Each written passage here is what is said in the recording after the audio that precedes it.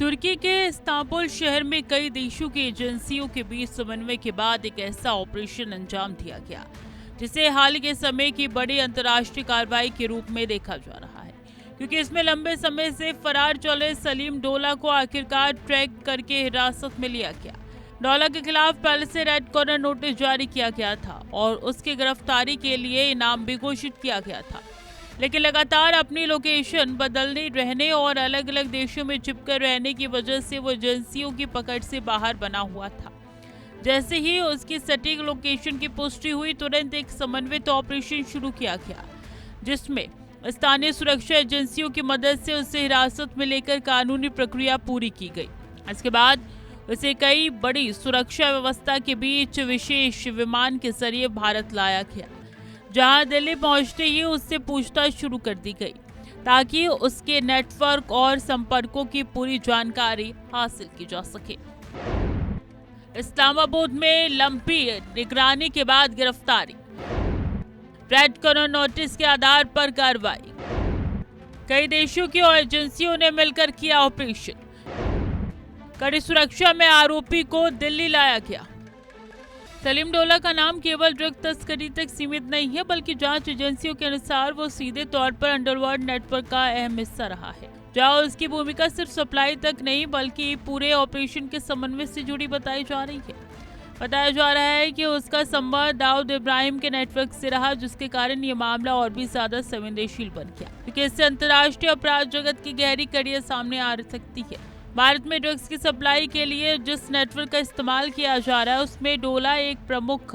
कड़ी के रूप में काम कर रहा था और अलग अलग देशों के जरिए सप्लाई चेन को लगातार सक्रिय बनाया हुआ है। यानी साफ संकेत मिलता है ये मामला केवल एक अपराधी की गिरफ्तारी नहीं है, बल्कि एक ऐसा नेटवर्क की कहानी है जिसकी जड़ें कई देशों तक फैली हुई है। जांच एजेंसियों के शुरुआती आंकड़ों के अनुसार ये ड्रग सिंडिकेट हर साल हजारों करोड़ रुपए का अवैध कारोबार कर रहा था, जिसमें अंतर्राष्ट्रीय स्तर पर फैले संपर्कों और आधुनिक तरीकों का इस्तेमाल किया जा रहा था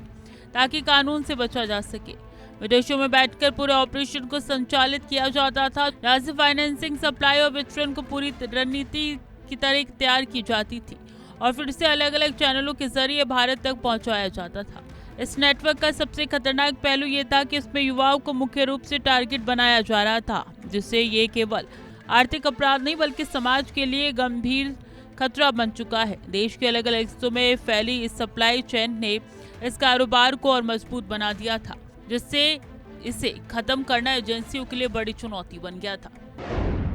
ड्रग सिंडिकेट का बड़ा नेटवर्क, हर साल हजारों करोड़ रुपए का अवैध कारोबार, विदेशों से बैठकर ऑपरेट होता पूरा सिस्टम, देश भर में फैली मजबूत सप्लाई चेन, युवाओं को लगातार बनाया जा रहा निशाना।